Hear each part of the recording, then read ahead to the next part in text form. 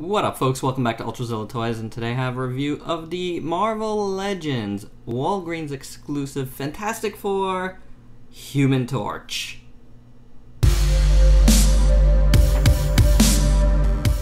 Human Torch is the second figure to be released under the Fantastic Four Walgreens exclusive line. The first being, of course, and this is going to be my only size comparison for this video, the only one that matters right now. Here's the Invisible Woman, Sue Storm.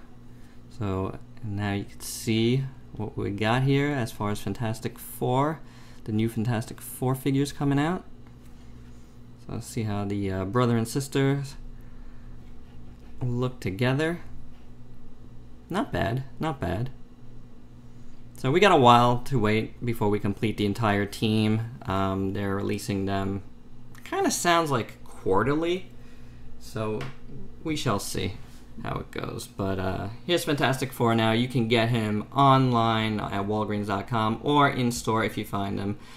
I found this guy on First Shot, so I was pretty lucky. As far as exclusives goes in this area, it's not always easy. But let's bring in the Human Torch here and check him out. So he's done in this like translucent plastic, sort of like Iceman was. I did not pick up that Iceman figure, so I can't really compare to that. But this guy's not so bad. I kind of like him. I know there was a lot of looseness with that other figure, or like too much soft plastic. The only looseness I find is right here at the wrist. Now, at this wrist right here, the left wrist. On mine, on the these regular flame hands here, that's very loose. Otherwise, not really. So I think that's fine.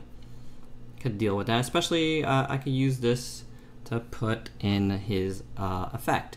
So, but otherwise, I think this is a pretty neat figure. You know, like the big concern, of course, was this orange head that unfortunately it came out as orange as we thought it was gonna, but having it in hand, I feel like it's not bad, and I'll tell you why. Because they did this gradient from red to orange to yellow, kind of red, not really red, like a red orange, you know, on all the flame parts, and I think that's what they were going for here. And if they did it in any other color, I think it couldn't have been the same color, because then they were trying to do these like red eyebrows. So like, I don't know, like I think it works well here. You got the orange into yellow of his hair, so I kind of dig it. And you also have the yellow here on these flames that are on his shoulders, so I don't mind it, you know, like it's this is what people were hating on, but like, and I was too, honestly. But when I saw it, I'm like, you know what? That's pretty good. And especially like, you know, the more you fiddle around with it and change positions, like I like that light hits it in different ways and just changes it. You know, I don't mind that at all. The head sculpt is pretty cool. I really dig it. I do dig the flaming hair. I like that a lot. I think that looks cool. His eyebrows, you know, which I mentioned already, like I think they painted this one like a little bit too far into the middle. But otherwise, it's fine. I mean, you'd have to really be looking at it to notice that.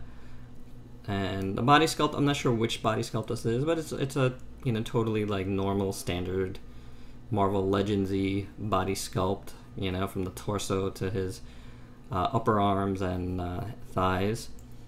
And it works totally fine. You do see a little gap in there at the ab crunch, and that's probably just from, you know, this mold being probably used a lot. The 4 looks good here. You know, the Tampo printed 4. Let's bring in Sue again to check it out. I wasn't a huge fan of this, but I think it looks a little better in yellow and red. There is a little paint chip in the middle, but these things are kind of hard to do it out. So that's not so bad. Got a little bit of red paint right here, darker red for his belt buckle. That works fine. No real other paint. I mean, like this, yes. It's hard to say how they did this. The plastics. But I guess it's a little bit of a spray paint. You know, a little spray job there on the forearms and fists and boots. And it looks fine, even on his lower boots. So I like it. I don't know if these have been used otherwise, but I think they look good here for sure. Both paint and sculpt. So not bad. And then you got this thing on the back here, this flames. I believe Iceman came with similar. I don't know if they're exactly the same. Because these definitely look like flames. I'm not sure. You couldn't really get away with these looking like ice. So you guys let me know, because again, I didn't pick up that figure. But this comes on and off pretty easy. The little tab there goes into the hole in his back. So this is how it looks without it. And let's see, like without it, I guess then the head stands out a little more. But with it, I think that looks great. You know, like I really do. I'm not kidding there. I really like how that looks. So there you go. Your mileage may vary. So let's take a look at the articulation on this guy. Head's on a ball joint, as you can see right through his head. Can look down really well, can look up really well. Turns around totally fine, even with the stuff on his shoulders. Hinge and swivel at the shoulders, as per usual. Really tight on this side. Not as much on this side. Bicep swivel, double jointed elbow. Hinge at the wrist and a swivel. You saw the other side, the problem there. The ab crunch works totally fine, even though it's got a little bit of a gap. Got a little bit of a snap to the to the waist joint, and I see why. There's a little bit of excess plastic up here. Then you got the ball jointed hips here, and this is funny. It looks to be not funny, kind of gross. Looks to be a little hair embedded inside that plastic. Yeah, good times. You got a swivel at the thigh, double jointed knee, swivel at the boot, which is nice, and then hinge for the ankle with the rocker, with really nice rocker. So that's his articulation. It's pretty good. You know, definitely will help you get a lot of, you know, play value out of this guy. And then he comes with some accessories. First off, you got two fisted hands, also done in the translucent plastic. Again, I really like the translucent plastic. I think it looks really good. And then you got these two flame ball hands, which we saw in a little bit of a different color with Iron Fist. Maybe Sunfire as well. I'm not sure. I didn't get Sunfire either. But Iron Fist definitely came with these, which I have, and I really like that figure. So they're painted well here. Goes along with the rest of the paint scheme. So pretty cool, orange into yellow. Nicely done. And like I said, I'm going to take off this hand because it's too loose at the hinge. So this is the hand where I will use a flame effect. Pop in the fist, and then take that. I'm not sure if this is the right one, but maybe it's this one. And then you pop, yeah, and you can pop it right in there, and he's got a little flaming fist action. So, you know, it works well for a Human Torch. You know, yeah, that looks good. You get him maybe on a little stand of some sort, and you got a couple of members of the Fantastic Four here, along with Herbie. So pretty cool. I dig it.